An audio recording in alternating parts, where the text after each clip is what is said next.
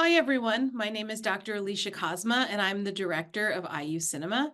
It's my great pleasure to welcome you to this evening's program, a conversation with filmmaker Christine Choy. Christine's presence today comes as part of our Jorgensen Guest Filmmaker Series. The Jorgensen series was established to build bridges between the IU campus and Bloomington community and a global network of film professionals whose talents and creativity have made indelible imprints across film and cultural landscapes. Since its inception, the Jorgensen series has hosted over 200 renowned guests. None of this would be possible without the generous support of the Ove W. Jorgensen Foundation and Jane and Jay Jorgensen. Their continued commitment to IU Cinema helps form the bedrock of the work we do every day. I am thrilled to add Christine Choy's name to our illustrious list of esteemed Jorgensen guests. I'd like to also take a moment to thank our partners on this evening's program, Hamilton Lugar's Area Studies Programs, specifically the East Asian Studies Center, its Assistant Director Laura Judson, and Colton Ames, Associate Director of the Institute for European Studies, for their invaluable cooperation. Christine Choy spent her early life in Shanghai before immigrating to South Korea and eventually the United States when she was a teenager. Landing in the US during the Vietnam War anti-movement, Choy was quickly taken with the power of film to document, educate, and empathize. Earning a master's degree in architecture from Columbia, Choy joined Newsreel, a radical filmmaking collective that was formed in the late 1960s and born from the New Left. By 1972, turbulence in the organization had caused fracture and left Choy, among others, to keep the New York center of Newsreel thriving as Third World Newsreel. As scholar Michael Renoff narrates, by 1971, there emerged, quote, an outspoken feminist faction within the New York organization, which began to control distribution and exhibition, and most men left the collective, end quote. Third World Newsreel was left as a three-person collective, which included Choy. In this iteration, the organization began recruiting filmmakers and film practitioners of color, teaching film production and ramping up their own creative work. It was From Spikes to Spindles, Choy's 1976 film about consciousness raising in New York City's Chinatown community, that reignited production and set Third World Newsreel on its reinvigorated path. The organization is still operating and thriving today.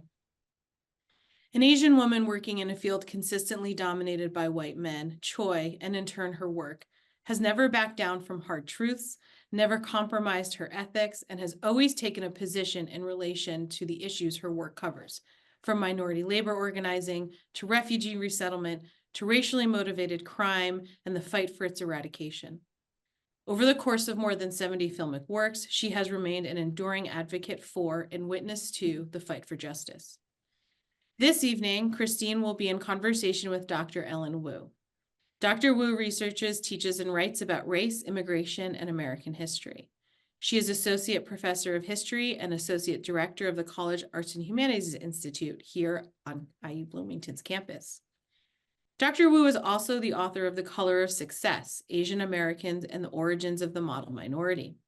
Her research has been featured in a variety of public-facing platforms, including The Washington Post, Slate, NPR, and Last Week Tonight with John Oliver, as well as the PBS documentary series Asian Americans. Dr. Wu is a longtime fangirl of all things cinema-related, and she counts the Oscar-nominated film Who Killed Vincent Chin, directed by Christine Choy and Renee Tajima Pena, among her most life-changing films ever. And of course, we'll be screening that very film at 8 p.m. this evening here in the cinema. So please help me in welcoming Dr. Ellen Wu and Christine Choy. Hi, Christine. How are you? I'm good. How are you? I know you're, are you home in New York? Yes, I just got up. Okay. Well, thank you so much for making time for us. I have so many questions for you. Your last name is Wu, is Kou Tian Wu. Kou Tian Wu. Yeah. I'm glad you asked me because that was actually my first question for you. I thought we would start with your names. You know, so many Asian people have multiple names, multiple birthdays, multiple families. Yeah. And I know that, you know, you start the Exiles and you introduce yourself. 我的名字是崔明慧, right? And you have a Chinese name, Korean name, English names. So I wondered if you could just tell us a little bit about your different names as a kind of a way to kind of get at your multiple origin stories. Well, I was born in Shanghai, which already was People's Republic of China. And my father's origins from Choy. How do you translate that? I think you have to translate it. Is Koreans lived in China for a long time. Ah, okay. Right, right. Many ethnic Koreans in China. And my mother was born in Vladivostok, Haishenwei, and way north of Russia, okay, which is military harbor, was one upon time, And then they came to Shanghai, and my grandfather, my mother's name's Nikolai, the car came to Shanghai. I think he was dealing with ginseng, because at that area it was very the way they grow red ginseng. Ginseng is one of the herbs that's supposed to heal everything, okay? Somehow they ended up in Shanghai. As you know, at the time, Shanghai was before the communist. So Shanghai was very much divided with the different territories. There's an international zone, there is a British zone, and there's a Japanese zone, and there is, I think, a German and French. And we live in an area where the French zone was created. So our road, our street was a Cooper Road at the time. But then after I was born, it changed to Fu Ming Lu, means rich citizens road. And it's interesting, you see how the architecturally, it was built very similar than in France, like a lane, the courtyard. So our Fu Ming Lu was very beautiful. In fact, the whole design of that area was influenced by Frank Lloyd Wright. The single family home with the round windows, courtyard. And interesting enough, because it was so much influenced by what we call international style Bauhaus, now it's been preserved as one of most important architecture reminiscences in Shanghai. Fu Ming Lu, Cooper Road, yeah. Oh, I'll have to check it. So my family also has ties to the French concession, and my father's was born in spent his childhood in Shanghai, and I was able to finally go back and visit my uncle who still lived there, and he remembers very clearly having neighbors who were Russians, and so it just seemed like such an vibrant this time before 1949, really, where there's just so many people of the world mingling in all these spaces. And also, aesthetically speaking, it's all cobblestone, okay? The roads were cobblestone, and France imported the tree. So the Fu Ming Lu was lined with the beautiful, I forgot the name of the tree, However, it was wonderful when I grew up, because there was no cars. Everybody was, like a bicycle or what we call 三轮车, 3-wheel wheel. But my mother, because she was such a multilingual person, unfortunately, she was born in a different time. She spoke Chinese, Russian, perfect English, French, and some German and Korean. So she was multilingual. She ended up at this high school where it was Song Qingling, Song Meiling, one McTeal. It was called McTeal. McTeal was in a high school built by the French nun, but they taught English language. So my mother was extraordinarily different at that time, and her linguistic ability So she ended up with a job as basically as pretty high level of a secretariat for UN Commission in Shanghai. Mind you, now we have issues in the campus between Jewish population and Muslim. And at that time, it was the end of World War II. America did not want Jewish refugees. That's right. Yes. And they ended up Harbin, and then subsequently ended up in Shanghai. So my mother was the prime individual character, or the organization process, or the migration from Russia to Harbin and then to Shanghai. So there is an enclave of a Jewish population, and there is what they call Jewish ghetto. Now it's like a tourist, event. And because her language skills, she was able to see all these refugees that came to Shanghai and left. Many of them were dispersed, not to United States, but to Latin America, according to my mother. Unfortunately, I only have a small snips of my interview with my mother, She was very shy, yeah. I mean, her story is fascinating. But unfortunately, I didn't realize at the time how rich my last generation's story could be incorporated into the Asian American, history, And Yeah, that, absolutely. The way you're telling your mother's story, and she was ethnic Chinese, right? Like it's it feels like a full circle when after watching The Exiles, just so much of the stories about like these big things in the world, like war and authoritarianism, democracy, and then that means people on the move. And I was really struck when you said you could, in your childhood in Shanghai, there were no cars. That must have been a big shock for you once you got to the United States at oh age yeah, 14.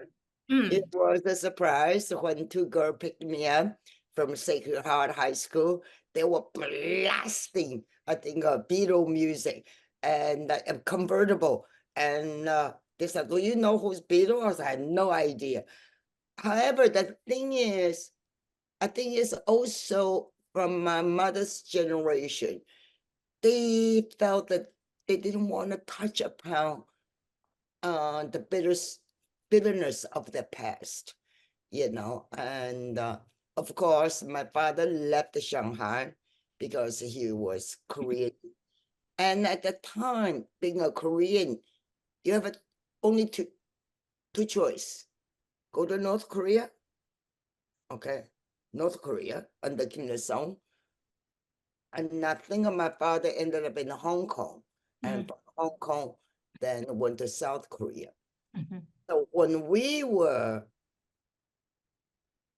ultimately allowed to be in South Korea, we were labeled as commie because we grew up in China. Me and my sister, of course, when we grew up, it was Mao Zedong style, Marx-Leninism, dialectical materialism, 起来不用做奴隶人们.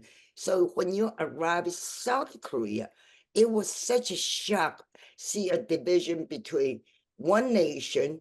The North is pro-communist, the South was very much allied with the United States. Yes, MacArthur ended up in 1953, the Korean War, after the Japan's occupation. That's when I all of a sudden realized that something is tricking me. I didn't like South Korea. Why? There are 45,000 American young men, troops, situating in one of the most prestigious neighborhood, in South Korea, okay? Yeah. So heavily militarized is that whole. Yeah. moment in your democracy. childhood. Yeah. Yeah, yes. And it was a very segregated, the military. You have a white GI in one section, black GI in the section. I didn't even know there were Latinos in America, but literally there was a color division.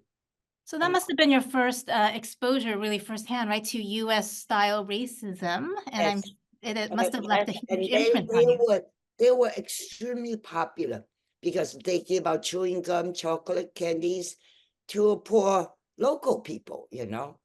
And funny thing is, there was also a lot of black market operating because the GRs were able to get goods from PX, which is military base, without paying tax, such as refrigerator, TV, blue jean, you name it, okay? They were selling in the black market, you know. So something is not quite right. However, you have a 45,000 troop young man. There was no war. What are you going to do with them? So you're going to entertain them. So Right. what is the major entertainment? Americans shipped troops, singers, Nat King Cole. I mean, there's some famous singers come to Korea to perform for them, to entertain them, okay? You understand, you know? Yes. And at the same time, other than the stage entertainment, at that time, Korea was so weak, so there was no quota system. So America imported all the movies, saturated entire Korean cinema instead of a Korean domestic cinema.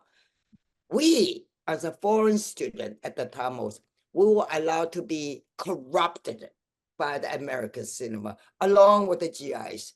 So when I was young, I saw, I mean, you know, Breakfast at Tiffany, you know, and I was so mesmerized by, you know, Audrey Hepburn, beautiful Tiffany, and, you know, Sound of Music, you know, and Gone with the Wind, you name it. Because we were the foreign students, we were allowed to be corrupted. However, domestic Korean students were not allowed to see cinema, not because of our uniforms different, okay? Yeah. Yeah, I think, you know, that reminds me, well, my father's and his parents, they left Shanghai and he grew up in Taiwan, you know, after like 1952 or so. And I think that, I mean, he died a long time ago, but what I remember was that he was a huge fan of American cinema and he grew up watching all these movies in Taipei and then, you know, eventually came to the US. And I'm sure that movie background sort of shaped his decision making. So I wanted to ask you then, how did you? Mind you, the only character at that time when I was young, I was impressed. It was the word of Susie Wong, where the Nancy Kwan. Nancy Kwan was William Holden. I thought she was so sexy with the Chinese, you know, gown, but she was a prostitute, and she gets rescued by what we call great white men, you know. Right. So you don't have any kind of images of a positive Asian role model. Same time, Hong Kong's cinema was rising, but many of the gossip magazines, many of the actors committed suicide, you know, all committed suicide because, you know, the family issues, the men cheated on them, and they had no outlet. So many of them commit suicide. So that the image that I had of America is beautiful. Everybody looks gorgeous, perfect. And I also had inkling idea that are pretty much segregated. Yeah. I know. And how do you hold those two things? I mean, so when you get here, and you know, I saw on Wikipedia that you hung out with the Black Panthers. I mean, it sounded like a very interesting moment of your arrival. So I wanted to ask you how you sort of put those pieces together and then started gravitating toward filmmaking. And I'm actually really interested what your family or your friends and community thought of that because I was thinking of the scene in The Exile where you asked the young people in the Taiwan like middle school, like who wants to be an artist? And it looked like nobody raised their hand. And so I'm thinking of specifically, you know, in Chinese, there's the phrase of the 铁饭碗, like the iron rice bowl that you need to find a living, make you know, a steady paycheck. Yeah. So, I mean, how did that square with some of these I think cultural that in pressures? some way, you know, for the young people in China today, all the girls have to play piano or go to ballet school or learning some kind of art. I had a little talent, must come from my mother. I can draw. I can draw. But Chinese painting is that you draw exactly. If this is a cup, you draw exactly look like a cup, okay? Nothing abstract. And I was winning a lot of competitions because my painting was perfectly look like the artifact that we were imitating. But I was sort of cute. And I was selected for the Young Pioneer, your Children's Palace, 少年宫, as center person to sing. I can't sing. I cannot. Chinese, the tonations are very high. Yeah, I only can sing, you know, low level. So I used to go out singing. Mouthing the words. In Shanghai was interesting. I revisited the Children's Palace and I saw the music teacher. I said, why did you pick me as the center of the person? So, well, I did not. The committee did because I have a big eyes. I look, mind you, Dr. Wu, I look like a foreigner. I look like a foreigner, white foreigner. I don't understand where that kind of aesthetic came from. And since I was a child, they always call me a foreigner. Nga ko ning, nga ko ning. You know, Yeah. they were from Shanghai, yeah. So because of my experience at Children's Palace, I was very much liked by the school teacher, which means every week I had to give a speech, communist speech. Communist speech. And my speech teacher gave me a wonderful advice. Don't worry about your spectators. Don't worry about your audience. You get on the stage, they are a field of cabbage. So you imagine yourself, you are talking to the cabbage head. All right. I'm going to try that. I'm going to try that next time. No, it's imagination. And because we are so lack of anything, we didn't have a toy, we have hardly any crayon, we have hardly any pencil. So we invent things to entertain ourselves. Like we use a little rock, you know, to play, you know, jumping the flower, use the rope, you know, play double jet, you know, and climbing walls, you know, peeking on other people. Good part is because there were older generations still around, like Ama, Ai, you know, and their story is hilarious. Now you play back, it didn't even make sense, but it was a lot of mythology. Oh, I've seen the tail of a dragon. To kill a chicken for the New Year's Eve has its own story. You gotta pluck the feather out, you cut the neck, you drain the blood, you kept the feather so you can suck the pillow, then you steam the fish. So every single movement and well, because at that time doesn't have a very clean water. Well is the destiny for women who suffer and they jump into well but they die, but they come out as a fairy. So when you grew up, there were a lot of verbal mythology integrated with Marxism, Leninism. So how confused it could be, right? Because the Yeah, so Marxism, Leninism is proletariat is the future of the nation, right? Yeah. But because these fairy tale, because that kind of a verbal narrative, when I arrived in the United States, I realized that everybody have a story to tell. Doesn't matter whether they're correct or not correct, but they are stories, the imagination, the stories of personal life, migration story, and Chinese has such rich stories, but they afraid to express. They felt but they talk about something they really believe it might get persecuted. Okay. So when I arrived in the United States, I realized that there's no film about Chinese American. There was no film about Asians. There was very little film about women, for that matter.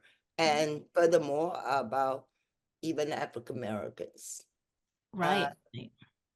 Reason I became fascinated with African Americans because when I was young, we heard Paul Robeson sing Chinese anthem in Chinese. Amazing. So Paul Robeson was always lingered behind me. And he was this giant man, was an actor. And early period time, I became friend with Susan Robeson, Paul Robeson's granddaughter, and she also became a filmmaker. We were the co-founder of a Third World Newsroom. Oh, okay. That's Interesting. how the It's a very connection. interesting genealogy. So I wonder if we could maybe fast forward a little because I want to tell you, the Vincent Chin doc, and I have many questions. But first, I will say the first time I saw it was as a student in 1993, so 30 years ago. And I've probably watched it at least 24 times since then. I teach it. I teach Asian American history.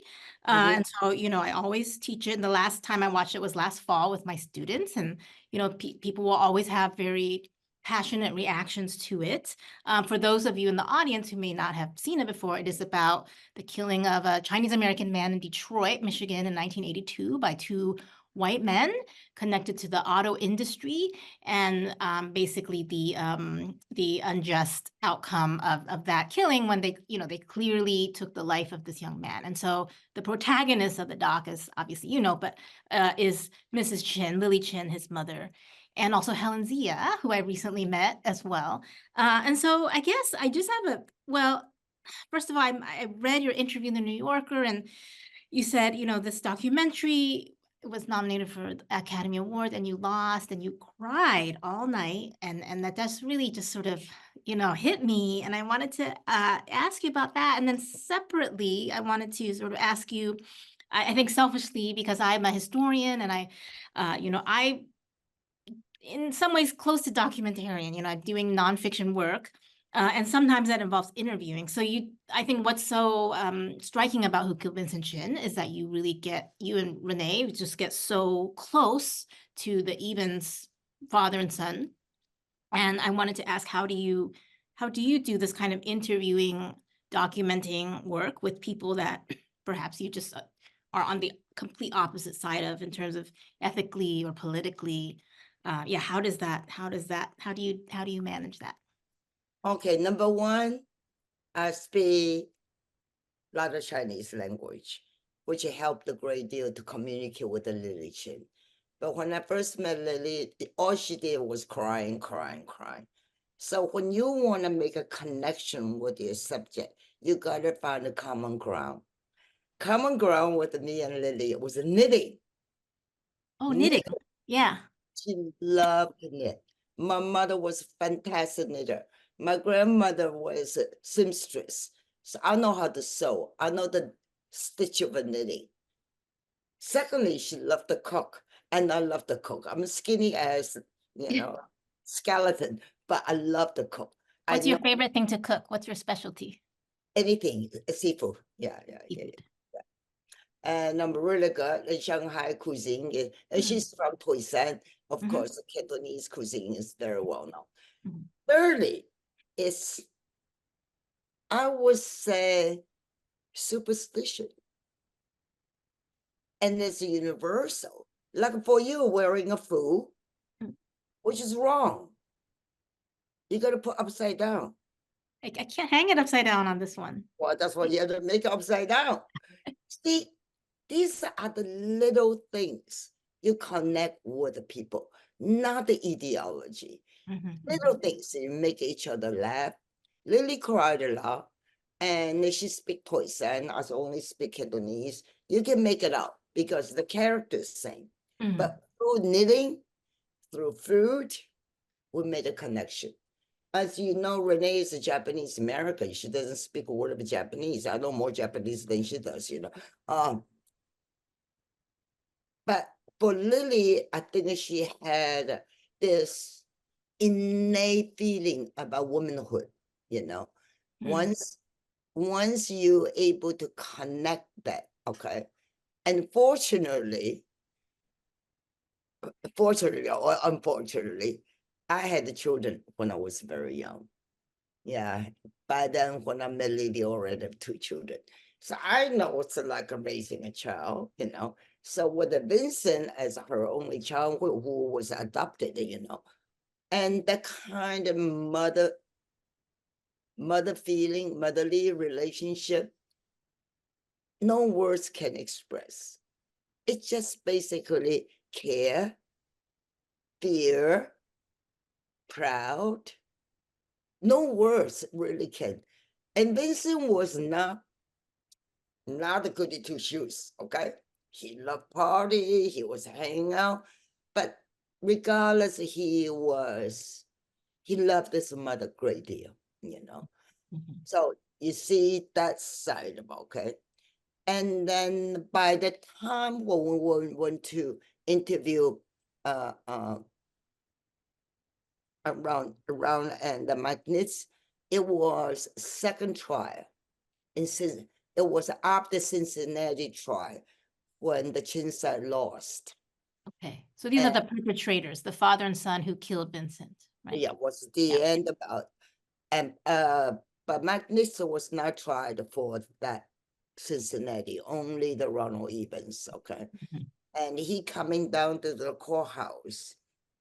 By then we ran out of money, and I look like I had shorts and t-shirts, didn't have any money, and I walked up to him. I said, whether you like or not, the film will be finished, and you'll be upset with all your point of view. I see. Yeah, it is important. I mean, also I was numb, you know, after all 4 years. I thought the trial was over and etc. And so he said, contact the lawyer, and subsequently the lawyer says he's willing to be interviewed. With Helen, it was small world. Helen went to Princeton, and I was at Princeton the same time she was, okay? And we knew each other. Oh, Distance, yeah, distance. But Helen was an English major, I was architecture major. I was more joined as a, what you say, Black Panthers. I was much more interested in the African American movement. And Helen at the time, it was more, I don't even think she was into the Asian Americans. But afterwards, she went to Detroit. She worked in a factory. And I think she joined one of this organization. I'm not clear with it. And that's how we got reconnected. I see. She was instrumental for a Citizen for Justice. She came to NYU Law School with this awful clip of the court drawing, the court, because you cannot bring the camera, the sketch of what happened. And was trying to raise money for the Citizen for Justice. And I raised my hand. I said, Alan, do you remember me? She said, yeah, I remember you. I said, I'm no longer an architect, I'm a filmmaker. I volunteered to make you a small trailer, tiny little trailer, to raise money. Volunteer. But I still needed money to go to Detroit, so I was able to get some money from the one of the minister. That's how we began to start making the film. Oh, amazing. Made a trailer, and by then already has some directorial credit. So we applied the Corporation for Public Broadcast, which is called CPB. CPB finances all 365 public television stations around the country. Big one, little one, okay? And they were intrigued by the story. And however, the question, you were an architect, how can you be objective? Right. How Yeah, can you I be mean, so objective? you didn't necessarily go in thinking right away you would make this full-length documentary, but it sort of happens very organically. You cannot be objective because I'm Asian.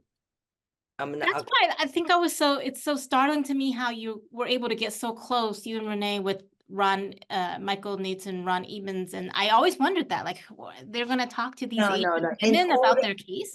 In order to receive the grant, we had to attach a story consultant. Oh, It was assigned by Corporation for Public Broadcast. I see. Me and him, we didn't meet. We did not, we just both aesthetically, because he doesn't like music in the movies. I said, it's a Motown. Oh, the It's, story consultant. Yeah, I know. The Motown stuff is so great in the no, film. he didn't The like soundtrack, you music. know, you He really. said, music manipulates people's emotion.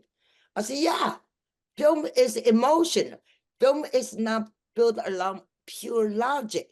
There's got to be emotion and logic. It's a parallel development. We didn't get along, so I let him go, and the funding stopped. Yeah, I think you trusted your instincts. Yeah, So maybe I could ask you a different question. I think we have about 10 minutes, and I have a different question related to your interest, your deep interest in Black American community and history and issues. So another movie I saw around that same time I first watched Vincent Chin was Saigu, and actually that's why I think for a long time I thought you were Korean, which is the film that you shot right in the immediate aftermath of the Los Angeles Rebellion of 1992. And it tells the story of the Korean women who were impacted. You know, they were store owners and such. And I guess my question for you is that I've always struggled to teach in Asian American history classes the story of Los Angeles in 1992. And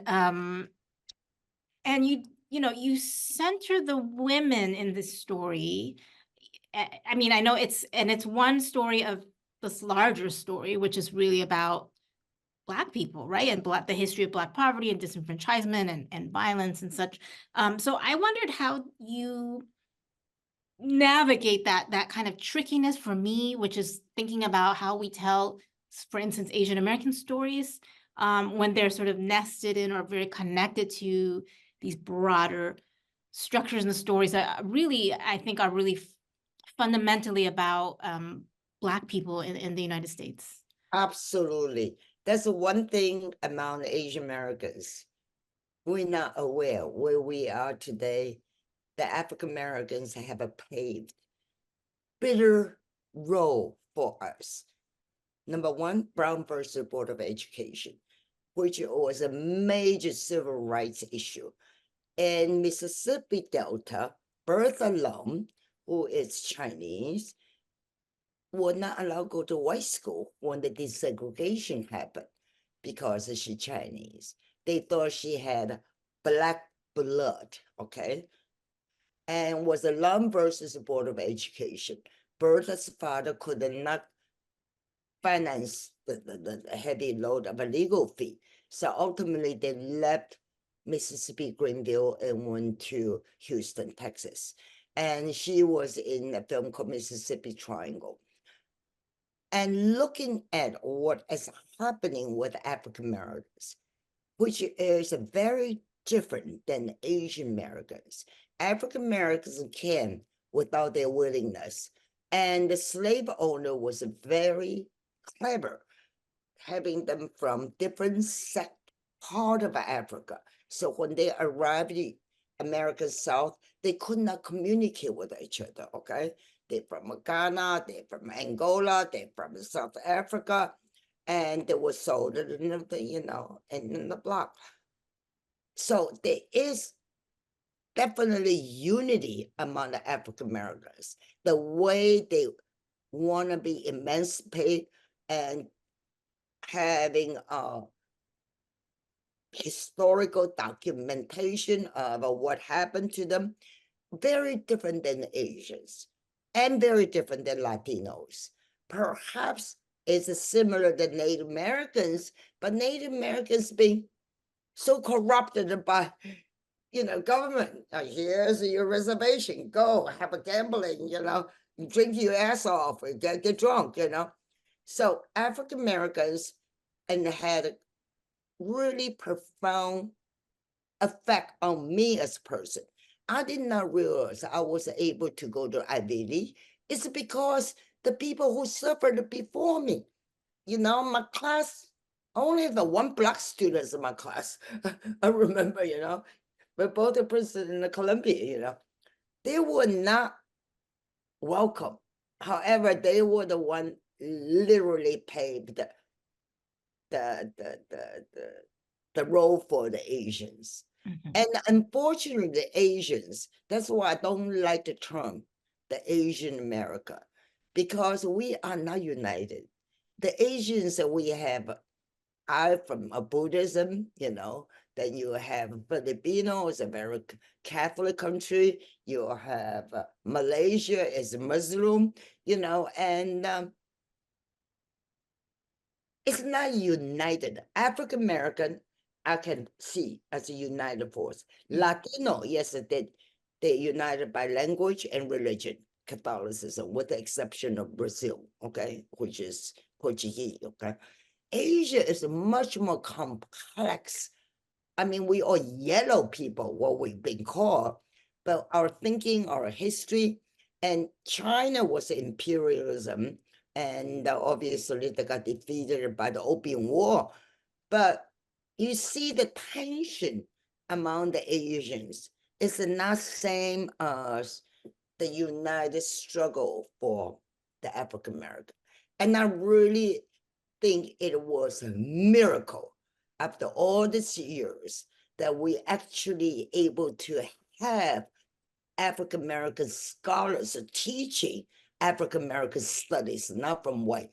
When I was at Columbia, the entire Department of Asian Studies were taught by white men, with the one exception of one or two, I mean, it is. And so I think this brings me to my last question. We just have a couple minutes left. So I think, you're at NYU now. This is a very dark time for academia, for the world. You've seen so much, over the course of your life in terms of political turmoil. I just wanted to ask you what you think is the same or what's different from your perspective. What's the difference is the younger generation and much more multicultural, multigender. Their awareness was very much complicated, and yet very enlightenment. And I see the young people right now in their 20s, their world outlook is very different than my generation, because we are all connected. What is happening in Ukraine, what's happening in Gaza, what's happening in Soviet Union, what's happening in Southeast Asia, what is happening between Taiwan and China, much more aware. Partially it's because of the network of a communication being saturated with the information superhighway. Because of that, a person able to navigate this complicated path and to arrive a solution, not necessarily universal, not necessarily agreed upon everyone. So meaning we have to able to wake up, to absorb, to accept different ideology, different outlook, different experience, and how we able to summarize that experience. And it is a great task And that's not easy. It is not easy. My son, they don't read New York Times. Everything's the internet. And they are being bombarded with the information. Some of them analytical, some of them a lot of garbage. So just think about, put yourself as a student's position, being bombarded with this information. You have two choices. Either you get addicted to or you tune off. You tune out. You don't want to see anything. That is not a solution. But you are having so much information given to you, and you don't know how to navigate. And that is also problematic. That's how I. That's how I. It's very difficult. And I So, feel like it's a little bit of a down. My next film is going to be a comedy. I was going to ask you, what are you working on now? It's just a comedy. A nonfiction comedy or like scripted feature? It's probably accumulation of my experience as an academician. You know, if you spell Tisch School of the Arts backwards, what do you get? Got it. That is where I'm going. All right. Well, thank you so much for your time. It's been amazing talking to you. That's a great assignment for the student, right? Okay. Oh, you know what? Can you have a couple more minutes? We have a few questions from the audience. Is that okay with you? Okay. I'm gonna read all. I have exactly 5 questions. I will read them all, and then if you would, whichever you feel moved to respond to, okay? The first is, what do you think the role of documentary film is today, especially in light of our current political turmoil? Also, is there a film you've always wanted to make but were unable to? Third, is there something you have always wanted to make but you just haven't had the chance to yet? Yeah. The other questions are, you are pretty active on social media. What role do you see in social media platforms playing into the idea of waking up that you described earlier? The number 4, what kinds of activism feel particularly meaningful to you these days? And finally, what advice do you have to filmmakers who are just starting out? Number 1, film is not constructed with the logic. It's emotion. Emotions are universal. Doesn't matter what nationality. Sadness, happiness, it's emotion. So if a documentarian, it is how do you catch that emotion? And that emotion has to be universal. Second question, and was, well, there are films I want to make. And now I'm doing a film about when I was in high school, I babysat for Tupac Shakur, the rapper. So I'm accumulating. Wow. I finished a course footage, the mother, and it's a little bit controversial, but I didn't know how to babysit. I used to put it in bathtub. You go think about the recollection of the African Americans' history, their suffering, and their some of them are extremists. Also went in jail, and many of them died. But the other day, I went to 122nd Street and 7th Avenue. They renamed the street called Black Panther Way. And I was the only Asian there. I was in tears. Wow, these people don't give it up. What have been eating, you know?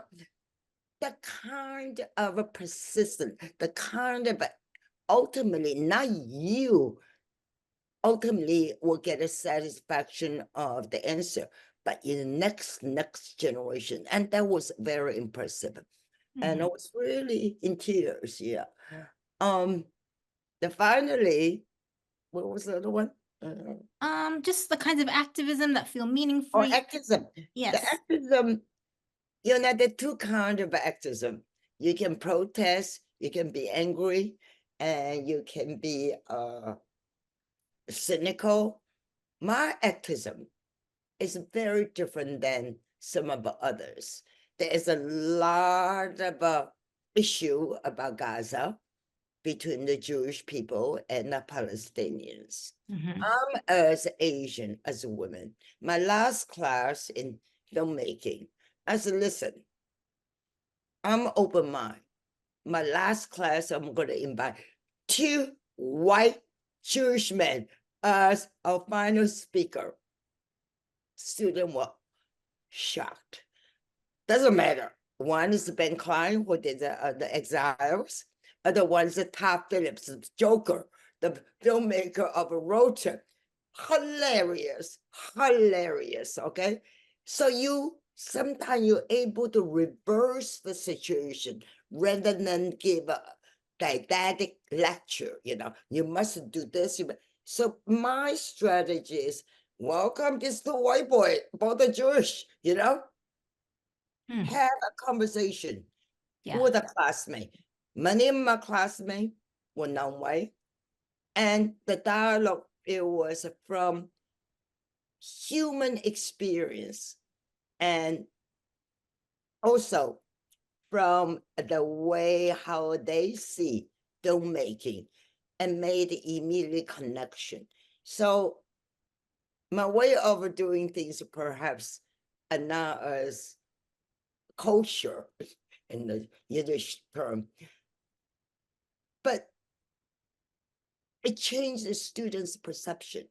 Because if I'm Asian, am I going to drag a bunch of Asian people, give it, a talk about Asian American, yellow pearl? No. Do something diametrically opposite. Do something that even the guest lecture can be very creative, could be fun. And that's how I live my life. Yeah. I think the unexpected and the fun, I love that. I think this was fun for me, so I really want to thank you for your time.